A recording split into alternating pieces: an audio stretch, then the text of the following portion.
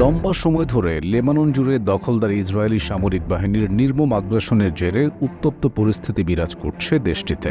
যদিও ২৭ নভেম্বর বুধবার থেকে হিজবুল্লাহর সাথে একটি কার্যকর যুদ্ধবিরতিতে গিয়েছে বর্বর ইসরায়েল, কিন্তু জানা গেছে এই যুদ্ধবিরতির সময়কাল শুরুর কয়েক ঘণ্টা আগে লেবাননের উত্তরাঞ্চলীয় সীমান্তে সিরিয়া সংলগ্ন ৩টি স্থানে প্রথমবারের মতো হামলা চালিয়েছে ইসরায়েল। ২৬ নভেম্বর মঙ্গলবার গভীর রাতে এই হামলা চালানো হয়। লেবাননের পরিবহন মন্ত্রী আলী হামিয়ের বরাতে ব্রিটিশ বার্তা সংস্থা রয়টার্স এ খবর জানিয়েছে। তিনি বলেছেন, হামলার কারণে সীমান্তের সড়ক যোগাযোগ বিচ্ছিন্ন হয়ে গেছে কিনা তা তাৎক্ষণিকভাবে নিশ্চিত হওয়া যায়নি। অবশ্য সাম্প্রতিক সপ্তাহগুলোতে দেশটির পূর্বাঞ্চলীয় সীমান্তে ইসরায়েলি হামলার কারণে সিরিয়ার সঙ্গে সংযোগকারী একাধিক পথ বন্ধ করে দেওয়া হয়েছে।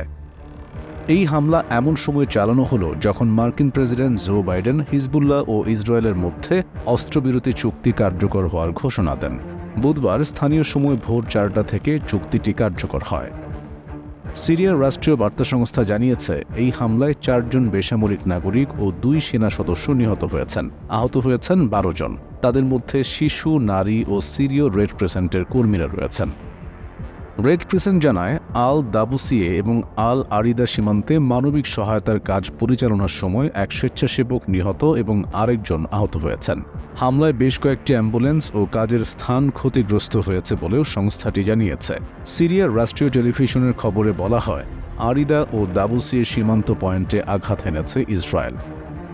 এ বিষয়ে ইসরায়েলের সামরিক বাহিনী কোনো মন্তব্য করেনি, তবে আগের এক বিবৃতিতে তারা জানিয়েছিল, সিরিয়ার সেই অবস্থানগুলো লক্ষ্য করে হামলা চালিয়েছে যেখানে ইরানের সংশ্লিষ্টতা রয়েছে।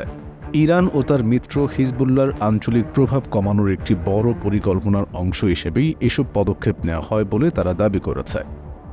এদিকে যুক্তরাষ্ট্রের সেন্ট্রাল কমান্ড সেন্টকম মঙ্গলবার জানিয়েছে, সিরিয়ায় ইরান সমর্থিত একটি সশস্ত্র গোষ্ঠীর অস্ত্র ভাণ্ডারে হামলা চালানো হয়েছে। সোমবার মার্কিন বাহিনীর উপর ইরানের ইন্ধনে চালানো একটি হামলার প্রতিক্রিয়ায় এই পদক্ষেপ নেওয়া হয়। আবার এদিকে সিরিয়া ও লেবাননের মধ্যকার 10টি আনুষ্ঠানিক ও অনানুষ্ঠানিক সীমান্ত ক্রসিং লক্ষ্য করে বিমান হামলা চালিয়েছে ইসরায়েলি সামরিক বাহিনী। এতে অন্তত 6 জন নিহত হয়েছেন। আহত হয়েছেন আরও অন্তত 15 জনেরও বেশি।